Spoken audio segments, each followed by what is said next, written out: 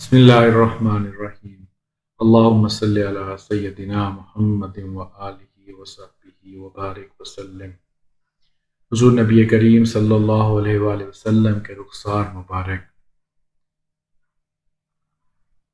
آپ صلی اللہ علیہ وآلہ وسلم کے رخسار مبارک کی جلد غایت درجہ نرم و نازک، آبدار و تابدار تھی۔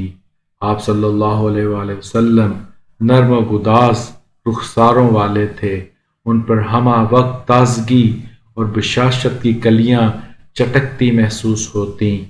آپ صلی اللہ علیہ وآلہ وسلم کے رخسار مبارک نہ بہت ابھرے ہوئے تھے اور نہ ہی بہت دھنسے ہوئے، کمال اعتدال اور جمال توازن کا شاہکار تھے۔ ایک عاشق رسول کے بقول ان میں ایسی سرخی تھی کہ گلاب کو پسینہ آ جائے، ایسی چمک تھی کہ چاند بھی شرما جائے، ایسا گداز تھا کہ شبنم بھی پانی بھرتی دکھائی دے، اور ایسی نرماہٹ تھی کہ کلیوں کو بھی حجاب آئے۔ صحابہ کرام رضی اللہ عنہم کی نگاہیں جب آپ صلی اللہ علیہ وآلہ وسلم کے پرکشش سرخ و سفید رخساروں کی زیارت کرتیں تو ان کی شیفتگی اور فریفتگی لائق رشک حد تک بڑھ جاتی۔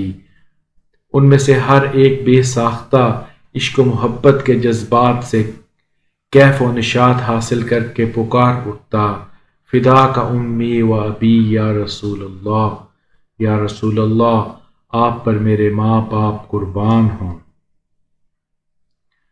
حضرت ہند بن ابی حالہ رضی اللہ تعالی عنہ بیان کرتے ہیں کہ رسول اللہ صلی اللہ علیہ وآلہ وسلم کے رخسار مبارک ہموار تھے، اور کہا گیا ہے کہ آپ صلی اللہ علیہ وآلہ وسلم کے رخسار مبارک میں غیر موزوں بلندی نہ تھی، اور یہ کہ آپ صلی اللہ علیہ وآلہ وسلم کے رخسار مبارک پر گوشت کم تھا اور ان کی جلد نرم تھی۔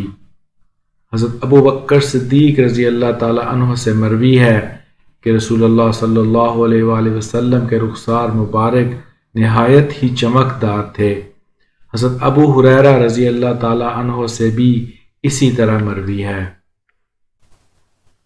حضور نبی کریم صلی اللہ علیہ وآلہ وسلم کے دندان مقدسہ، آقائے کائنات صلی اللہ علیہ وآلہ وسلم کے دندان مقدس گویا سفید رنگ کے موتیوں کی لڑی کی طرح تابدار تھے۔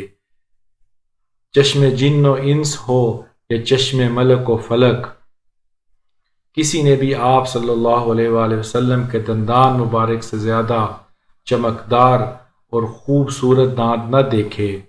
آپ صلی اللہ علیہ وآلہ وسلم کے سامنے والے دانتوں کے درمیان موزوں و مناسب فاصلہ تھا، جس سے ہر وقت نور کی سلسبیل رواں رہتی۔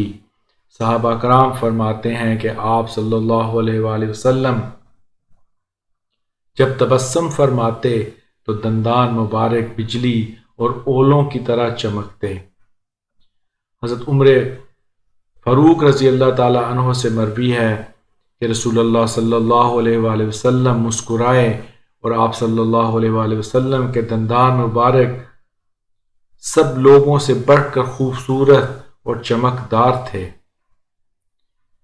حضرت عبداللہ بن عباس رضی اللہ تعالی عنہ سے مروی ہے کہ رسول اللہ صلی اللہ علیہ وآلہ وسلم کے سامنے والے دانتوں کے درمیان موزوں فاصلہ تھا۔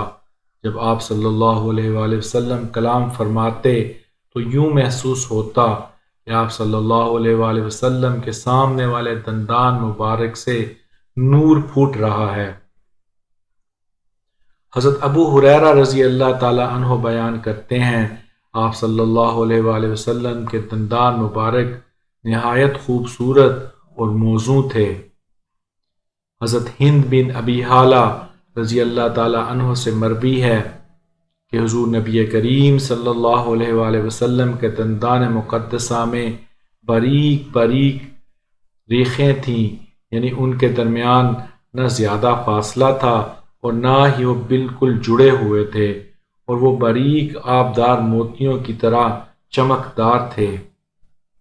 حضرت ہند بن ابی حالہ رضی اللہ تعالی عنہ سے ہی مروی ہے کہ حضور نبی کریم صلی اللہ علیہ وآلہ وسلم کا مسکرانا دلکش تبسم ہوتا تھا، یعنی صرف تبسم فرماتے، کہہ نہ لگاتے تھے۔ آپ صلی اللہ علیہ وآلہ وسلم کے دندان مبارک اولوں کی طرح چمکدار تھے۔ حضرت حکیم بن حزام رضی اللہ تعالی عنہ سے مروی ہے کہ جب رسول کریم صلی اللہ علیہ وآلہ وسلم تبسم فرماتے تو دندان مبارک بجلی اور بارش کے اولوں کی طرح چمکتے تھے۔